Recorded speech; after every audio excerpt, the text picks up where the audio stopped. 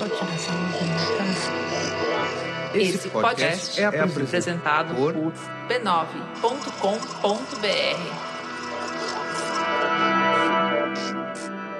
Oi, tudo bem? Demorou um pouquinho mais, nosso intervalo foi de 3 semanas, mas estamos de volta porque segunda a sexta-feira do mês é dia de episódio novo do Põe na Estante. Hoje eu quero te dar uma dica extra de leitura.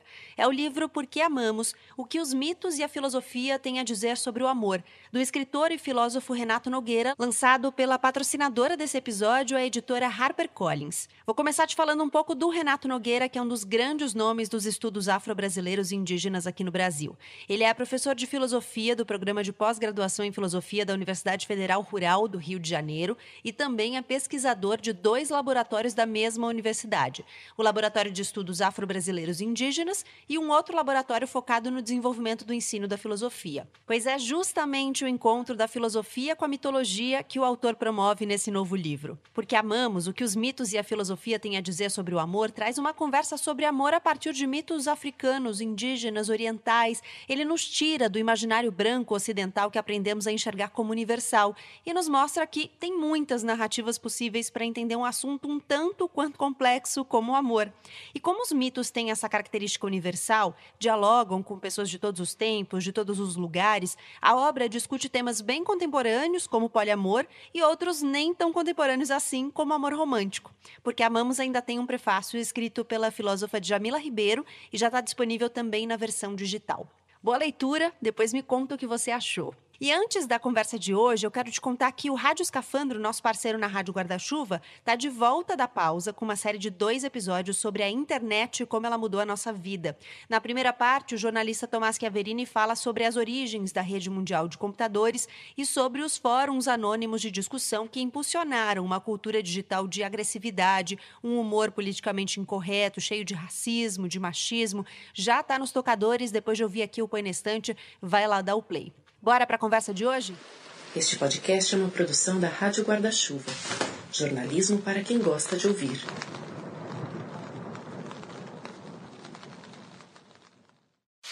Dino, na noite de sua festa, sai antes do bolo. Ele não aguentaria a cena, apagar a vela do bolo, parabéns. Já no jardinzinho da frente da casa de Mário, ele se sente um pouco melhor e para olhar a roseira da cerca viva, absolutamente podada, reta, uma insensatez. Nesta hora, vê no escuro uma menina bonita, saia e cabelos compridos, olá, e faz uma saudação com um copo de vinho que ainda segura. A menina sorri, seus dentinhos brancos brilham no escuro. Sherazade, ao contrário, Dino atravessa a rua em silêncio ao lado da menina, porque se falasse, falaria dessa cidade marrom que tudo engole, da terra seca que vai engolir, do seu horror a tudo, de sua tentativa, feita ao longo de uma vida inteira, de construir tijolo por tijolo uma cobertura para esta terra marrom. Diria que está quase morto, que o estômago lhe arde, que as pernas só vão porque já iam, então continuam. Falaria da falta de ar que lhe daria se falasse e andasse ao mesmo tempo. Não fala para não morrer. Não fala para que a menina distraída que desliza ao seu lado continue distraída e no silêncio, derramando sem sentir sua vida no seu corpo de velho, cada vez que roça nele a saia com o balanço de seu andar. Essa história gira em torno de uma festa, na verdade de 2, mas é no aniversário de Dino que ela começa. É que para entender a festa de agora, é preciso saber o que veio antes. E é por isso que essa narradora arisca nos convida a visitar o passado. Mas não acho que ela dá tudo de mão beijada. São fragmentos, pedacinhos de memória que vamos juntando como um quebra-cabeça até entender tudinho. A história é guiada por 2 mulheres, a própria narradora e Lúcia, uma espécie de espelho dela. Aliás, é de espelhos que esse livro é feito, e de teatros. Por isso a festa, afinal, nada melhor do que um bom evento social para lembrar dos papéis que nos propomos a ocupar, dos jogos de cena que topamos fazer e dos gran finales que almejamos alcançar. Haja arte, haja ironia, haja sangue frio para esse teatro da vida. E o roteiro não tem jeito, tá atrelado às nossas origens, por mais que fujamos delas. O assassinato de Bebê Martê de Elvira Vinha é tema do 5º episódio do Põe na Estante, que já começou.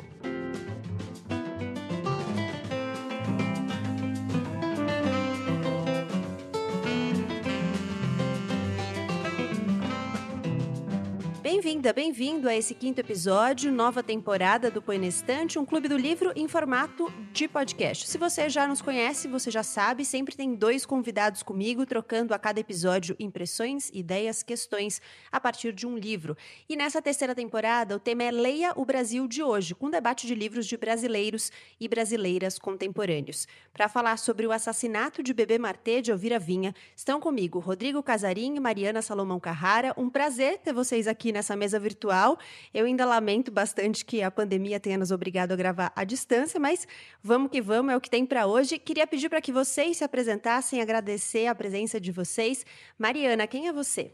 Olá, muito obrigada pelo convite. Estou adorando também estar com vocês da forma que é possível. Bom, eu sou escritora, sou defensora pública também. Mais recentemente eu lancei o livro romance Se Deus Me Chamar Não Vou, pela editora Nós. Tenho um outro romance, um outro livro de contos. Um é pela Quintal Edições, que é o Fadas e Copos no Canto da Casa. E o Delicado Uma de Nós, pela Off Flip, que agora acho que só sobrou em e-book pela Amazon. Rodrigo, quem é você?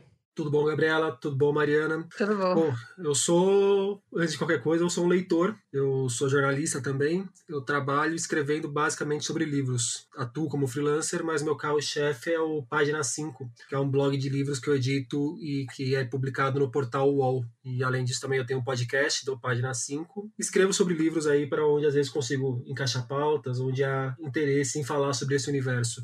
Bom, deixa eu registrar aqui que a Elvira é uma das minhas autoras favoritas, uma das minhas autoras brasileiras contemporâneas favoritas. Eu já tinha lido alguns dela, mas eu não tinha lido esse. E Mariana, essa é uma curiosidade que passou por mim e pelo Rodrigo. Por que você escolheu esse livro? Bom, eu escolhi a Elvira primeiro, também é a minha preferida, uma das minhas autoras muito fundamentais, tanto como leitora como escritora. Mas o Assassinato do Bebê Martê, primeiro que eu acho ele um dos livros mais breves dela e ao mesmo tempo pouco falados. Então eu não queria também que a gente ficasse rediscutindo muito os livros que já estão muito falados. E eu gosto mesmo muito desse. Eu acho que essa narradora é todas são muito cínicas, né, no geral, mas essa é muito cínica e eu acho ela divertida, então para um momento assim mais recluso nosso, eu acho que dá para dar umas boas risadas. A Elvira mesmo acha esse livro engraçado também, pelo que eu ouvi. Achava, né, infelizmente. E, bom, eu gosto do livro, eu gosto bastante. Minha amigona que lê tudo comigo também é bem fã desse livro. Eu achei que seria legal conversar sobre ele. Você já tinha lido esse livro então, Mariana? Eu li faz um tempo e reli agora. Ah, não, mas aí tá roubando, a gente vai ter que cancelar a gravação daqui. Porque eu li agora nesse final de semana e é aquele livro que eu fiquei com a sensação de, tá bom, ele mostra como eu sou burro, porque eu vou ter que ler mais umas 4 ou 5 vezes pra conseguir pegar tudo. Ah, mas eu acho que depois que você chega no final, que o final dá uma clareada na coisa. Sim. Mas, Rodrigo, você já chegou a ler os outros dela ou esse foi seu primeiro contato?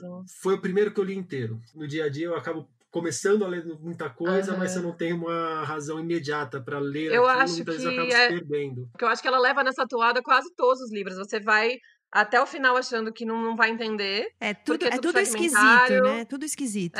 São memórias, né? Memórias e a narradora nada confiável, né? Então você vai somando até... Mas no final ela entrega praticamente tudo. Você constrói no final, mas o tempo todo você fica com essa aflição. Eu acho que eu já me acostumei, né? Então eu já não fico, meu Deus, eu não vou entender, meu Deus, porque eu sei que uma hora vai encaixar. Mas pode dar aflição. Essa seja talvez uma das coisas que eu mais gosto nela, assim. Não porque é confuso, porque é confuso, de fato. Eu até contei pra vocês, né, antes da gente começar a gravar, como foi difícil escrever a abertura, porque normalmente eu conto um pouco pra quem tá ouvindo do que o livro trata, né, o que é o livro, e é muito difícil você definir esse livro, você contar o enredo dele. Primeiro sem entregar e depois explicar uma coisa, porque o livro não é nada linear. Mas eu gosto muito do fato de ela não se obrigar ao didatismo. Eu acho que muitos autores contemporâneos, dentro e fora do Brasil, às vezes são muito didáticos. E não necessariamente isso é bom. Eu gosto do não didatismo, eu gosto das coisas que ficam no ar, sabe? Eu acho que esse é um dos maiores méritos dela, assim. Sabe, Gabriela, eu acho interessante você falar isso, eu concordo contigo. E nas últimas 2 4 páginas eu fiquei um pouco frustrado com o livro, justamente pela maneira como ela deixa tudo muito claro, uma coisa que não estava clara até então. Você achou que ela ela poderia ter respondeu mantido muito? um pouco da confusão no final. Eu acho que ela abriu muito o jogo no final. E você queria que tivesse ficado mais no ar, assim, você esperava que ficasse mais no ar? Eu acho que seria mais harmônico com o todo do livro. Uhum. E como foi a experiência de leitura de vocês? Vocês nessas leituras fragmentárias, que essa é uma característica, eu diria, bastante recorrente, né? Na ficção contemporânea, assim, essa narração fragmentada e fragmentária. É uma experiência que flui bem pra vocês? Vocês conseguem se deixar levar por essa coisa de você não ter o todo e ir encaixando essas pecinhas do quebra-cabeça? Eu normalmente não diria que eu sou fã disso, não, mas na Elvira eu fico realmente, eu fico instigada e eu fico comovida, não sei, isso me hipnotiza de um jeito que não é pelo enredo, não é nem que eu preciso muito saber o que tá acontecendo. Eu acho que eu me deixo absorver justamente pelo modo que é um pensamento. E aí ela me faz sentir sempre que eu tô no presente com a narradora, eu tô vivendo ali com ela. Então, se ela deixa cair, ela tá falando um monte de devaneio do passado, ou até do futuro, ou ela tá fazendo Suposições, análise né? assim. Umas cenas fantasiosas, que são totalmente fantasiosas, como se ela fosse publicar um livro e aí ela ia humilhar o editor, enfim, ela vai para esse devaneio, aí ela logo em seguida volta. A lista dos alunos inscritos para o meu curso, nada mal. Então você volta para ela, eu fico muito presente com a narradora, eu gosto muito disso, tanto como escritora como leitora, eu fico muito fanática quando os livros são assim. Então, eu acho que eu acabo nem me preocupando tanto com o enredo, se eu vou perder ou não. E nesse caso desse livro, eu já tinha lido muito depressa da primeira vez que eu li, por ficar fascinada mesmo. E dessa vez também a releitura foi mais tranquila até. Mas olha, eu já tinha esquecido tudo, viu? Foi como se eu não tivesse spoiler nenhum. Eu ficava pensando, nossa, mas quem é essa pessoa? Mas nossa, quem é esse homem? Porque eu esqueço, eu não lembro do enredo. Então foi como se fosse a primeira vez nesse sentido. Agora há pouco a Mariana comentou, né, que nos outros livros dela também tem essa sensação de ficar perdido, mas depois as coisas se encaixam.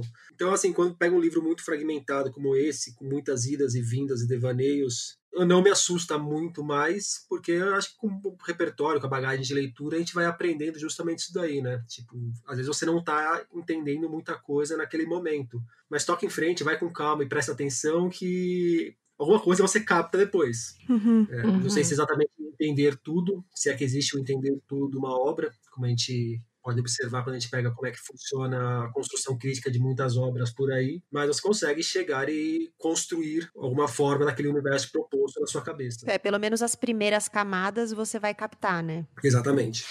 A entrada principal, não a da garagem, mas a das pessoas, da casa de Mário, é um portãozinho acanhado, espremido entre duas sebes de roseirinha brava cortadas meticulosamente em linha reta toda semana pela mulher de Mário. E aí não sei. Ele deve ter visto o vulto que estava sentado embaixo da sebe à direita, o mesmo que Lúcia iria notar ao sair algum tempo depois. Alguém que bebera demais, um dos jovens. Além deste vulto, Dino encontra a menina em discussão com um rapaz.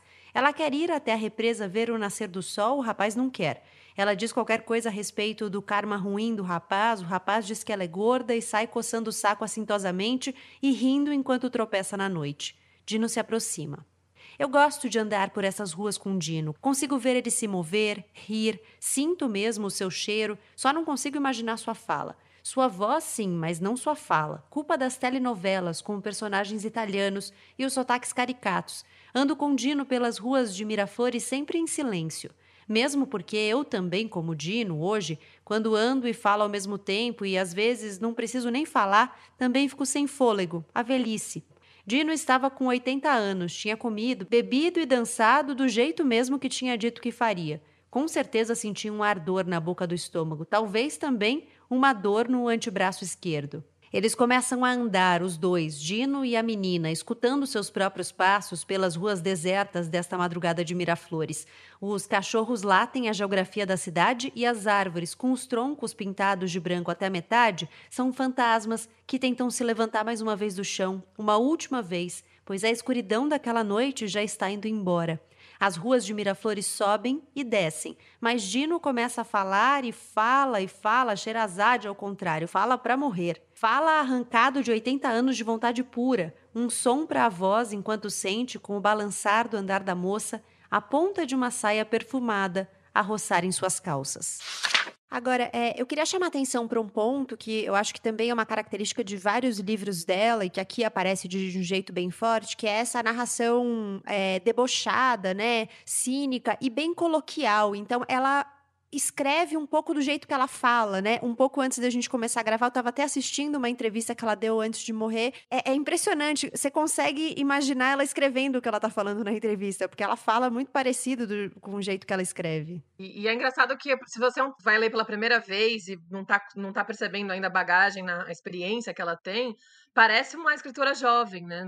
Tirando expressões datadas, que acho que ela põe em todos, tipo, do balaco, porreta e tal, é uma maneira jovem, assim, de falar e de narrar, em todas as narradoras dela, eu diria, assim, com uma liberdade mesmo, que você até comentou no começo, né? Ela vai narrando muito livremente, parece que ela não está atada a quase nenhum limite, nem de medos de cancelamento, coisa assim, que não passou por isso, ou não se abalou por isso, nem de ter feito uma estrutura da qual ela não pode fugir, então é uma coisa muito... Eu não sei nem falar, eu me fascino mesmo. E ao encontro disso daí, eu acho que tem muito nas personagens dela que ela era quando eu vejo alguém comentando sobre ela em eventos públicos, em eventos de literatura, ser uma pessoa sem máscara, de que se não gostava do livro de alguém, falava na cara da pessoa que não gostava, de ser muito transparente com relação a tudo e não fazer concessões, principalmente na hora de produzir a literatura. Então, assim, essas impressões que eu vejo de outras pessoas falando sobre a Elvira, eu vejo muito da Elvira nessas partes do texto dela. Agora, Mariana, você comentou, né, das expressões datadas, me chamou muita atenção encontrar no livro palavras como aeróbica ou jogging, para se referir à caminhada. Tipo, o livro saiu não faz tanto tempo assim e parece que é de um outro mundo. O livro é de 97, né? E aeróbica é uma palavra que era muito presente na minha vida na década de 90, fui perceber, e que ficou totalmente ultrapassada. Já cheira a naftalina. Tem um momento da história que ela tá contando como era moderno, né? Assim, a última modernidade é organizar as coisas por telefone, pedir as coisas por telefone, né? Ela fala, tá organizando um evento e ela fala, como é moderno pedir as coisas, é a coisa mais moderna que tem. Então ela faz essas marcações mesmo, que a gente percebe algum distanciamento do que a gente já vive, né? Mas também tem uma mudança tão rápida, tão veloz que a gente passa, né? Que acho que qualquer coisa fica velho rápido. Ô, Gabriela, eu juro que na hora que ela falava do celular e do telefone e tal, eu fiquei imaginando que horas que vai aparecer um bip aqui. Verdade. Ela pergunta no telefone se eu recebi o fax. Recebi. Se eu já li. Não deu tempo nem vai dar, né, Lúcia? Senão eu não vou à festa. Ela diz, nós temos que conversar. Eu digo, vamos conversar. Ela diz, hoje na festa não vai ter a menor condição. Eu concordo. Ela diz, amanhã isso, aquilo, depois de amanhã isso e aquilo. Eu interrompo. Para mim também é melhor mais pro fim de semana. Ela hesita e eu insisto. No fim de semana, então? O fim de semana na Casa da Serra, como foi que eu esqueci? Eu digo, quando você voltar no domingo, você liga para marcarmos uma hora na segunda. Está bem, não vai ligar. Eu tenho que fazer algo da minha vida e não é limpar o chão. A porcaria da faxineira deixou o frango cheio de molho, sujei o chão da cozinha. Roubar um banco, passar grana, baby, uma apertada no pau do guarda, o cigarro vagabundo pendente dos lábios de batom vermelho, o sorriso sacana. Sorriso sacana e cigarro pendente talvez não dê. A máscara, vou ter que ter uma máscara. Mas o apertão no pau do guarda dá. Podia. Não, tenho certeza. Em algum momento da minha vida, talvez na época do Chico, o pokerzinho mais ou menos roubado, estaria lá hoje, passa grana, baby. Depois sigo de táxi pra Rocinha, o sobrado avarandado de piso de granito com antena parabólica no telhado e uma vista também parabólica, os guardas armados, um ligeiro cumprimento com a cabeça, respeitosos. Correu tudo bem, patroa? Uma imagem forte, acrílico em pinceladas enérgicas. E pra contar, será que dá? Na época em que morei na Rocinha, sabe? Ia ficar tudo de olho esbugalhado. Será Keg ou Barrel? Não, é importante. Barrel é de origem latina. Keg é anglo-saxão. Há toda uma história da cultura ocidental atrás dessa escolha. Cultura, the last frontier, diz Stefano por qualquer motivo.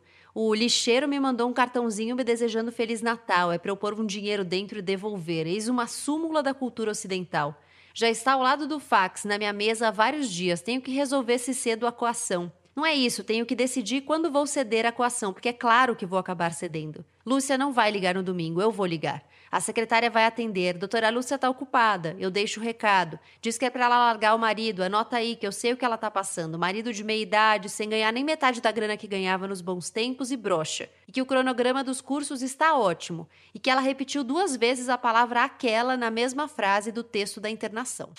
Olhando para o enredo agora mesmo, para a história, né, que ela conta no assassinato de Bebê Martê, eu fiquei muito apegada, e até por isso eu falei disso na abertura, a esse jogo de cena que ela coloca e que ela já começa falando dele, dos papéis, né, que a gente interpreta na vida. Ela começa com um autorreferenciamento, então ela abre o livro falando de uma relação dela com uma empregada e como ela é muito boa, porque ela oferece coisas e que às vezes a empregada não aceita e aí dificulta que ela esteja nesse papel de muito boa, porque ela precisa que a pessoa aceite para ela ser tão boa assim, né? Ela escreve sou boníssima e tudo mais. Essa cena é muito maravilhosa, eu adoro essa cena. Começa muito bem, né? Eu também achei. E aí eu fiquei pensando muito sobre isso, sobre esses papéis que a gente interpreta e como a gente vai colocando papéis no outro, né? Ou máscaras no outro, para usar a palavra que o Rodrigo usou sobre a Elvira propriamente, não sobre a narradora, mas de não ter máscaras. Aqui é basicamente um livro sobre máscaras, né? É, verdade. Uma máscara que me chamou a atenção, que é um olhar que eu sempre tenho sempre que eu tô lendo qualquer coisa, que eu trombo com bebidas na narrativa, logo no começo também, que a narradora ela compra uma garrafa de Teachers para colocar dentro da garrafa de Ballantines, do whisky preferido dela. Sim. Então, até nisso aí vai a aparência superando a essência, né? Um whisky mais barato para colocar dentro da garrafa de whisky mais caro para fingir ser uma outra coisa. E ela fala isso, né? Ela fala que tem uma hora que ela fala assim, que todo mundo achava que o trabalho dela era charmoso e que ela era rica. E aí ela fala que o trabalho dela não é charmoso e ela não é rica, mas que ela finge as 2 coisas desde a época que ela ainda era casada. E que o divórcio dela diminuiu um pouco esse status. Então que às vezes ela se arrepende até do divórcio por causa do status. Só por causa né? disso. Sim, é muito bom. E isso aparece em vários momentos da história, né? Essas distinções sociais e essas identificações mesmo de classes, quando ela vai contando as memórias a respeito do Dino e como o Dino se relaciona de um ou de outro lado da ponte, como ela diz, né? E como é que as pessoas olham para cada um com quem ele se relaciona e tudo mais. Então sempre tem essa marcação, né, do status, dessa posição social. Sim, tem essa marcação e é essa marcação que vai se acirrando, ficando mais evidente a cada momento que a narrativa ela vai ficando mais extrema, né? Vai ficando mais próxima do assassinato, do cerne das 2 histórias, das 2 festas, eu acho. Enquanto vai se aproximando daquele momento mais quente, a gente vai percebendo esse contraste mais evidente, vez ou outra a impressão de que alguma máscara pode cair. Eu fiquei com essa sensação, pelo menos. E eu acho que eu me apeguei mais a como ela usa o status dos outros, ao contrário, na verdade, o que ela entende que é um demérito. Então tem uma descrição que eu anotei aqui, que eu adoro as descrições dela, na página 20, em que ela fala do Mário, que ele é um funcionário da prefeitura, não se dá bem com a mulher, ela tem, é um negócio da aeróbica, inclusive, e ela tem ciúme do professor de aeróbica, e aí ela define que ele, mesmo assim, Mário não quer arriscar e prende a mulher dentro de casa, por meio de gritos e bofetões, seguidos de beijinhos e promessas de férias de 15 dias na sede de praia do clube dos funcionários da prefeitura. Então, meio que fica muito claro, né, no humor ali, o que ela acha das férias dos funcionários da prefeitura. Uhum. E várias vezes ela marca para narrar descrever uma pessoa ali de forma pejorativa, colocando ali um cargo ou alguma coisa. Ou até quando ela ganhou, na verdade, ela não tá fazendo, ela tá tentando valorizar, mas, né, como escritora, a gente sabe que ela tá caçoando, que ela fala que ela entende muito bem de contas porque ela venceu o concurso corporativo de contas. E ela define que tem marketing, que tem não sei o quê.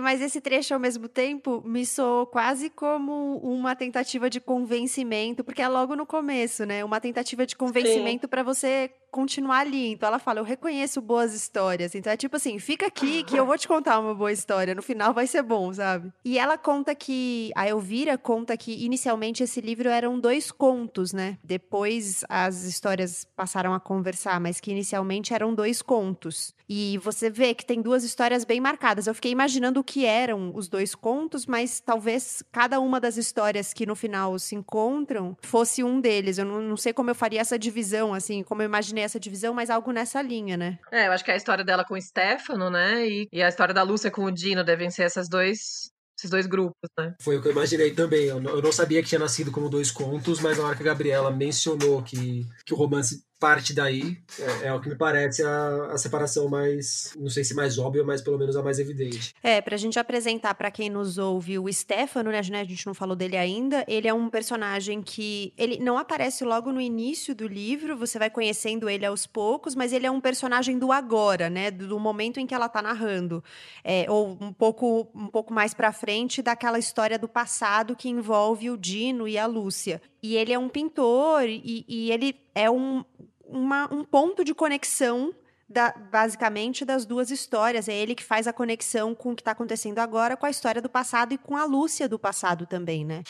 O curso em cima de uma restauração concreta que Stefano fará de um quadro antigo dela, pequeno, banal, sem assinatura reconhecível, que ela acha que tem valor, que o marido acha que não tem, mas que de qualquer maneira não justifica o pagamento de um restaurador. Então, Stefano dá o curso mostrando como se restaura quadro antigo, este quadro, 2 coelhos, bem da Lúcia isso. Incrível Stefano ter sido convidado para essa festa diretamente pela Lúcia.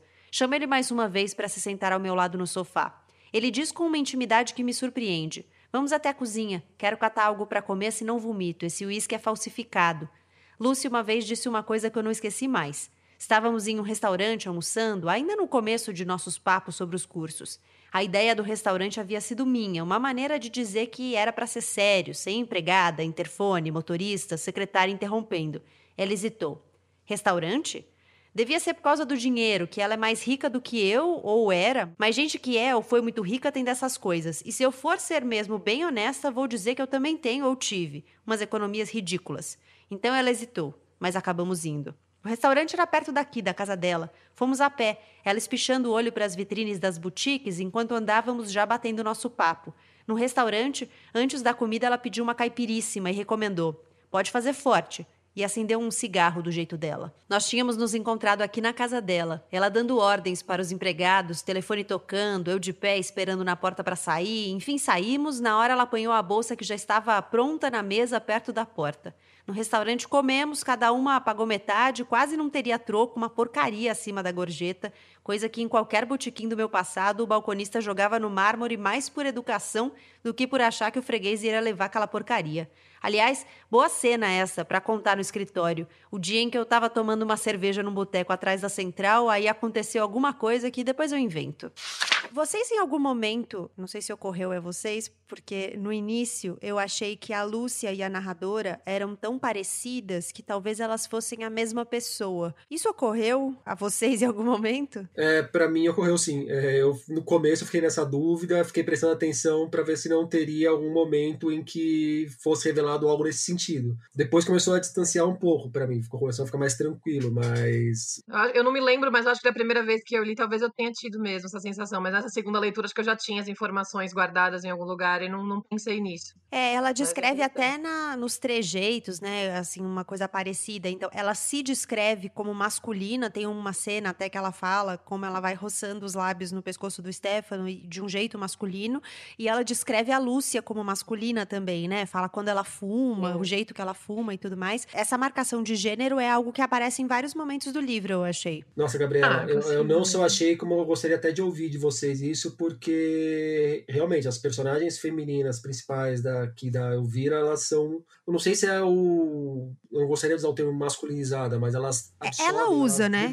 Ela usa essa palavra. Normalmente atribuído aos homens, enquanto boa parte dos homens são bastante frágeis, né? Os homens dela, eu sempre acho que eles têm essa característica, eles são banalmente odiosos, né? Ela descreve sempre uns caras que causam ojeriza, mas não é que eles são... Tirando no Palimpsesto de Putas, que eu acho que o cara é mais grave, eles são meio patéticos mesmo. Então, ela faz sempre de uma maneira divertida, mas eu tenho a impressão que ela coloca em todos os livros umas criaturas masculinas assim. E as mulheres, não é que elas são admiráveis, né? Elas têm uma vilania e tal, mas elas são mais fortes, né? Como você São mais colocou, fortes e fracos. assim, aqui no caso eu acho que absorve boa parte do que há de pior na caricatura dos homens. Essa coisa da masculinidade que os próprios homens deveriam pensar em tratar, em abrir mão um pouco disso.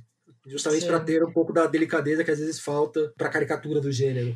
E aí eu fiquei pensando se não tem um pouco a ver, de novo, com a história do status, sabe? Porque as duas são muito determinadas a se destacarem, né?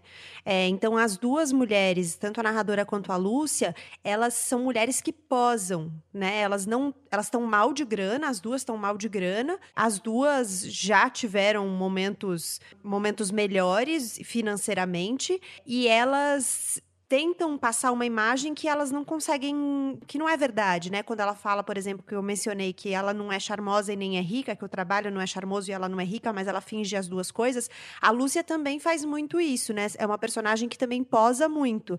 Então eu fiquei pensando se essa masculinização, e ela usa essa palavra mesmo, né? Não é só uma sugestão, ela fala como ela é masculina. E eu fiquei pensando se não é um pouco para ocupar um espaço, sabe? Sim, interessante. Eu acho que tem muito disso aí, sim. Eu também tive essa sensação em muitos momentos de ser essa projeção. Mas aí eu volto ao que eu falei, que é o pegar o que há de pior no masculino, né? E que existe mesmo, para projetar e ainda mais no ambiente corporativo, no ambiente profissional, que é onde ela está muitas vezes flertando aqui. Ou mesmo no familiar, né?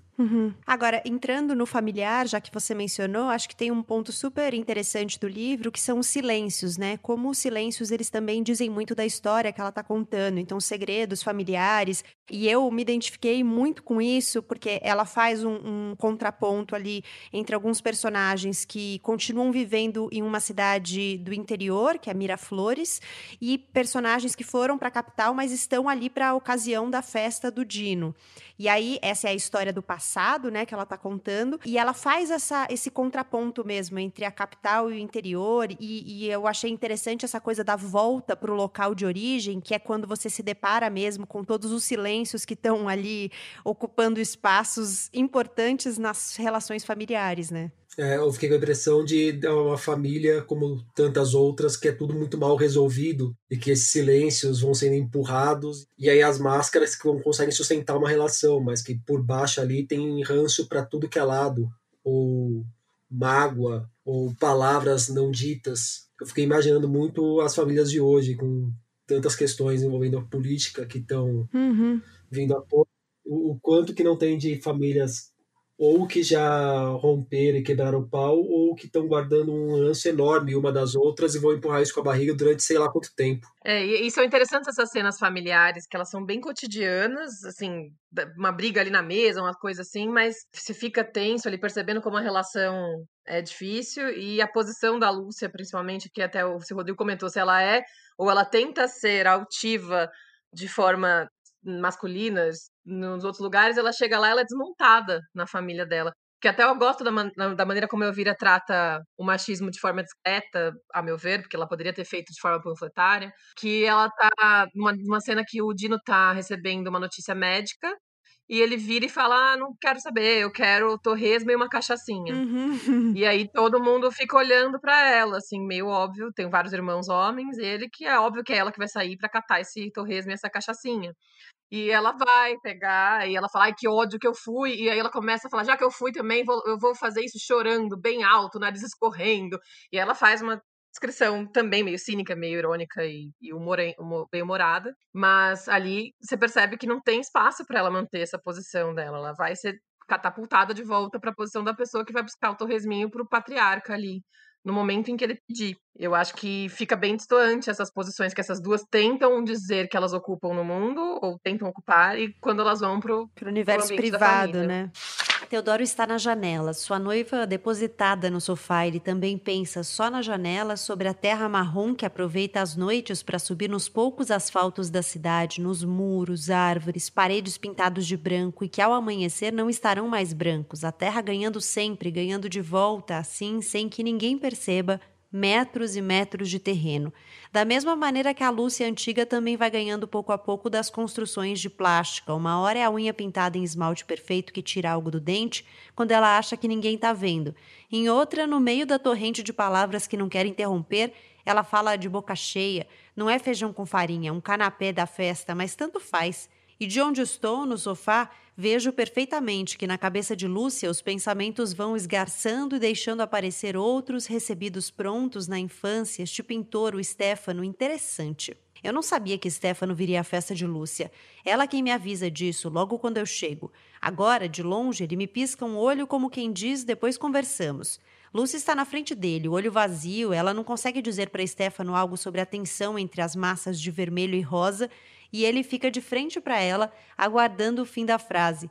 Lúcia fica só no interessante, o olho vazio, opaco, e eu quase escuto. Não sei como tem gente que tem a cara de pau de dizer que entende essa porcaria. Stefano é um pintor ainda desconhecido, mas que pode ficar famoso. Os quadros ainda são baratos, mas é rico, herdou uma enorme herança. Vale investir.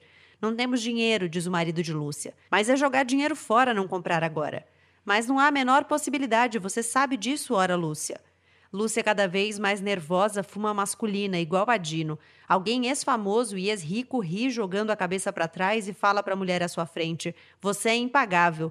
Não sou só eu que aprendo palavras-chave como apropriado. Impagável também é bom.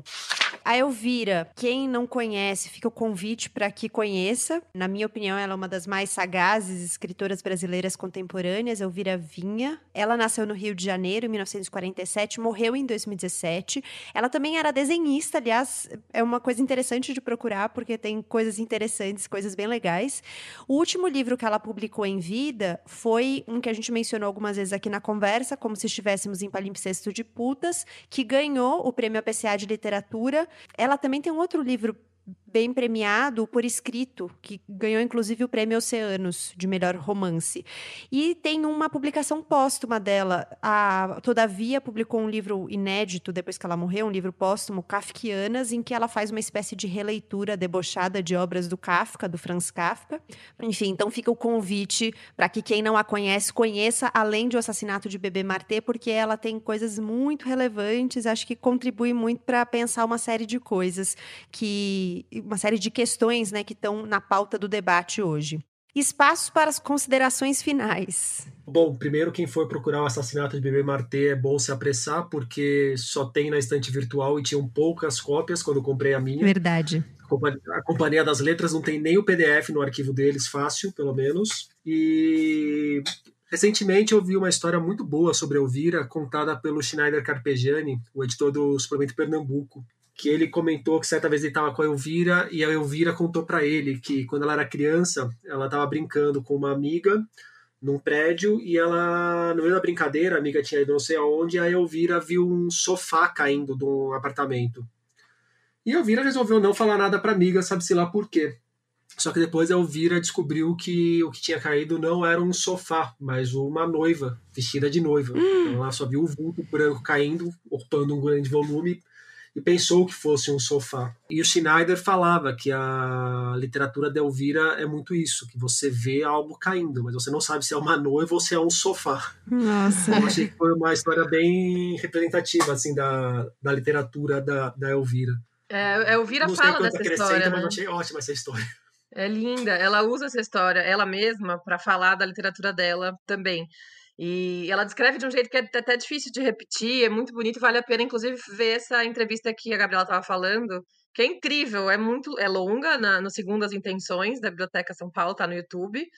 Ela fala diversas coisas, entre elas, ela entra bem nessa história do sofá. Vou procurar. E ela conta muito. É muito, muito legal mesmo. Eu fiquei fascinada com essa versão dela. Ela usa para explicar um pouco como é essa história dela. Ela diz que todas as histórias são verdadeiras, né? Isso é muito estranho, a gente fica um pouco impactado, fala, meu Deus, como assim? de pessoas que ela conheceu, enfim, e aí ela diz que é tudo nesse espaço entre o tempo em que ela viu esse sofá caindo como criança e nem pensou na hipótese de ser uma pessoa, e quando ela descobriu que era uma noiva. Enfim, eu não vou conseguir expressar o que ela expressou ali. Assistam a entrevista, é fantástica. O Assassinato de Bebê Martê é da Elvira Vinha, da Companhia das Letras. Como o Rodrigo mencionou, está esgotado, então corram aí, quem se interessar.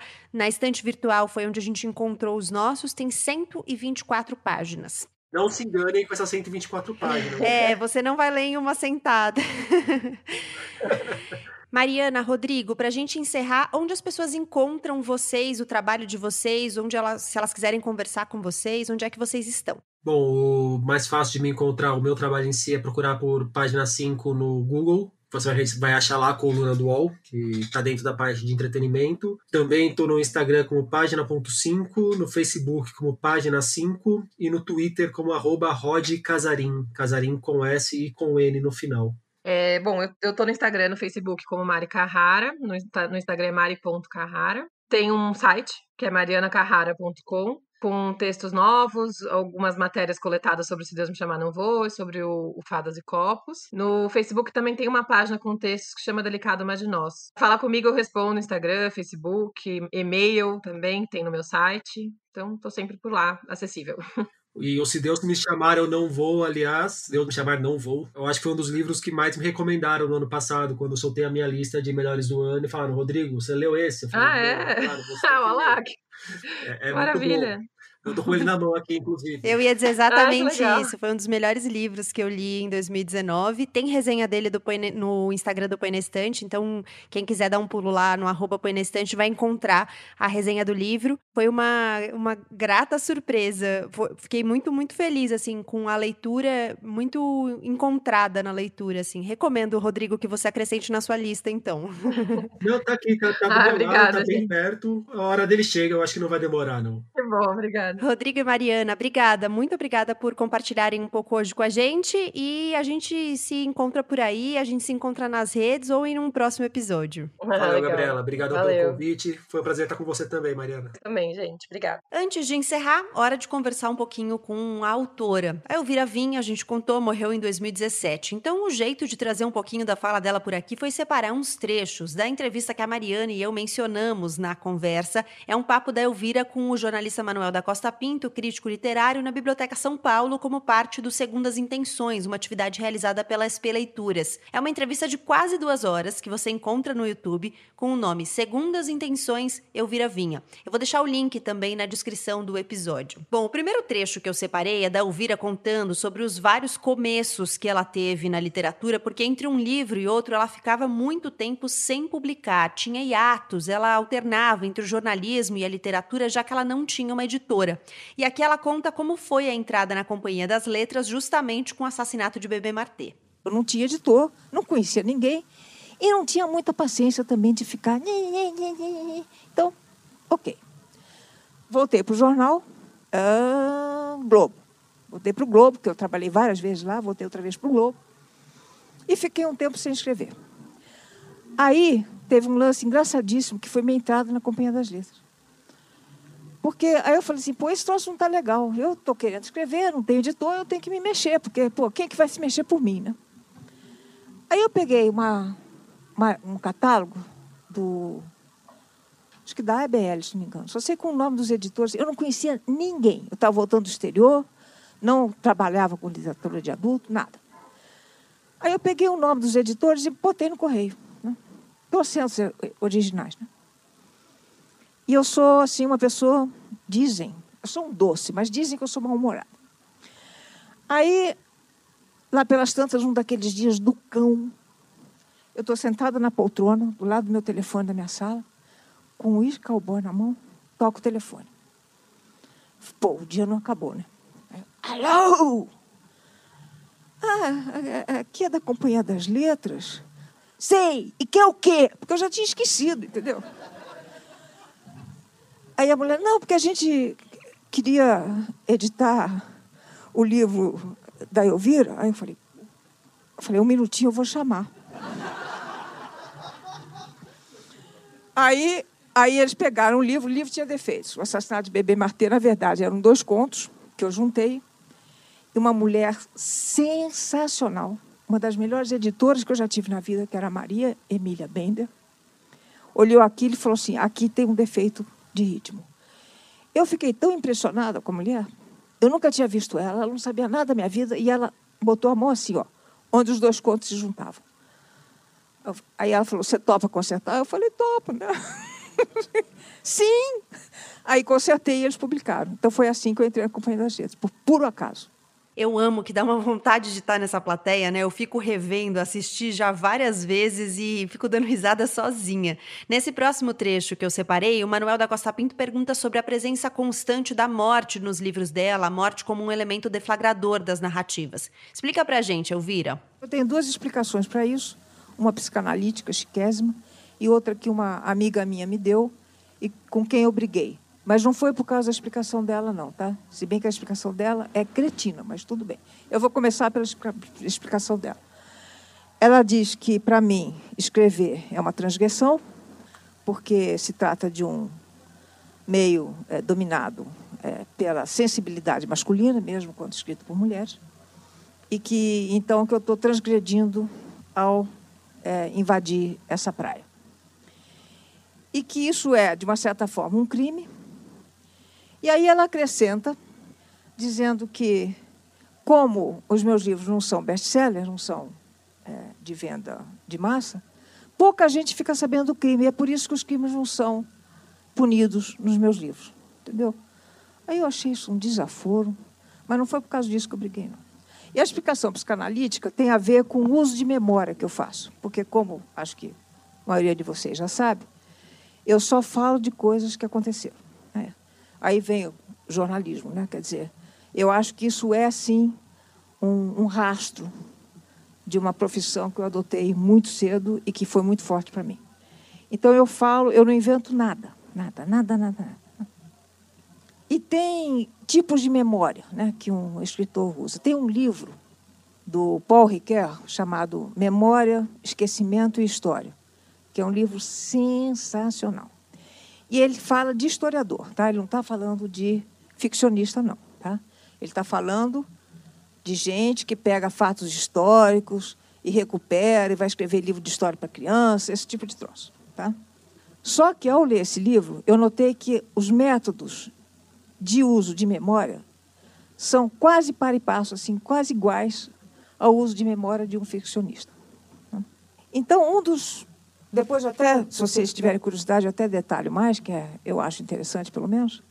Mas um dos tipos de memória em que ele cita é que é a memória que tem um indício que fica, que você não sabe muito bem o que é aquilo. Por exemplo, a mais célebre, claro, é Madeleine de Proust, né, que você sente aquele cheiro, sente aquele troço. E tem o indício que não aparece, mas que tem um sintoma do indício. Né? Então, você substitui algo muito traumático que você não quer lembrar por alguma coisa que, sim, você consegue lidar. Eu tenho cá comigo a impressão de que eu vi alguma coisa muito violenta em criança, porque, sim, aparece o raio de uma morte não explicada em todos os meus livros. Né? A terceira explicação, também sacaninha, seria assim, é um golpe para atrair público. Se fosse, já tinha dado certo, né, gente? Então, não deve ser isso, não. Então, ou é a explicação... Como não? Está aqui o público. Pois é, mas enfim. Não estou na Bienal, né, Manuel? Então, ou é uma explicação psicanalítica, tá? Que eu acho que pode ser por aí. Ou não sei, tá? Mas sim aparece. Agora, os meus livros são sobre morte, solidão, vazio. Agora, são engraçados, tá? Juro para vocês, vocês morrem de rir, tá? Apesar do tema, tá? Então, por exemplo, nesse último, né, o Putas, né? Tem uma morte que eu acho que devia ser filmada. Tem uma mulher chiquésima, entendeu? Toda montada, chupando caipiríssima de limão numa cadeira de praia, e tem um cara se afogando na frente dela, e ela não vai lá ajudar, porque vai desmanchar o cabelo. Entendeu? Aí essa cena, num dos cenários mais bonitos do Rio de Janeiro, né, com um torneio de surf que acontece ali mais ao longe, eu acho uma cena assim hilária, porque eu fico imaginando a cara da mulher, entendeu? E o cara ali, enfim, mas vou pedir para Sofia Coppola, de repente, filmar para mim. Humor bastante particular, né? Assim, obviamente. Manuel, você podia dar uma risadinha, hein? Eu até deixei o finalzinho, primeiro porque eu diria o mesmo que o Manuel, um humor bem particular, né? Segundo porque essas interações de Elvira Vinha com ele, cheias de ironias, dão ainda mais vontade de ficar ouvindo. E essa cena que ela descreve no fim é do livro Como se Estivéssemos em Palimpsesto de Putas. O próximo trecho que eu separei é o que traz um pouquinho sobre isso que ela menciona de escrever sempre sobre coisas que aconteceram. Ela fala que usa a vida dela para escrever literatura e comenta sobre um debate recorrente na literatura contemporânea, que é como os autores se relacionam com outras pessoas que estão ali retratadas, se eles pedem licença para falar de outra pessoa ali na história ou se isso não é preciso. Vamos lá com a Elvira. O que está nos livros aconteceu, ela diz. Tudo acontece. As pessoas existem, os cenários existem, as coisas aconteceram. Agora eu tenho... autoficção, mais ou menos. Porque eu tenho um critério, tá? Que é o seguinte. Se aconteceu comigo, eu tenho todo o direito de falar. É a minha vida, tá? Só que eu não vivo sozinha. É claro que, junto comigo, teria uma outra pessoa. Eu ponho. Se eu acho que essa outra pessoa pode ser reconhecida por uma terceira pessoa, lendo meu livro, eu mudo o que eu puder para essa pessoa não ser reconhecida e peço licença. Entrego para a lei e digo, posso publicar isso do qual você também fez parte? Se disser que sim, eu publico. Senão, a gente fica numa negociação até eu poder publicar sem a pessoa ter risco de ser reconhecida. Eu acho isso é a linha que eu... uma linha ética, sim. É uma linha que eu traço para mim. E o último trechinho que eu separei bem curtinho é uma resposta que a Elvira dá a uma pessoa da plateia que insiste na pergunta sobre a relação com a memória e com a verdade. Bem interessante. Quando você já registra a lembrança, você já está mentindo. É louco isso, porque você registrou a lembrança, você está influenciada pelo jeito como você é, pelo teu acervo cultural, porque isso também influi, pelo momento do dia, se você está com fome, se está com frio, enfim, e por quem está presente. Então, você mente desde o começo, e é a única verdade que existe. Acho que é um bom jeito de a gente terminar, inclusive porque essa é uma reflexão deliciosa sobre a vida, sobre a literatura. Eu reforço o convite para que você vá ao YouTube e dedique um par de horinhas ali a essa conversa com a Elvira Vinha, porque vale a pena ouvi-la do começo ao fim, aqui foi só um aperitivo. Esse episódio do Põe na Estante tá ficando por aqui. Eu sou a Gabriela Maier, cuido da produção, do roteiro, da edição desse podcast. A mixagem é do Vitor Coroa, as capas são do Arthur Maier. Procura o @Põe na Estante no Instagram e no Twitter para ficar de olho nas resenhas, nas novidades sobre o podcast e também sobre as leituras conjuntas que a gente tem feito durante a quarentena, que tem sido muito bacanas. Procura também @guarda-chuva-pod no Twitter e no Instagram para acompanhar as novidades do Budejo, do Finitude, do Giro Latino, da Rádio Escafandro, do Vida de Jornalista, os outros podcasts da Rádio Guarda-Chuva. E eu deixo aqui mais uma vez o meu agradecimento profundo a quem apoia o Põe na Estante financeiramente com assinaturas que começam a partir de R$5 lá em catarse.me/Põe na Estante. Um agradecimento também a quem compartilha, indica, divide os episódios com outras pessoas. Essa também é uma ajuda valiosa. Obrigada e a gente se encontra em 15 dias. Até lá!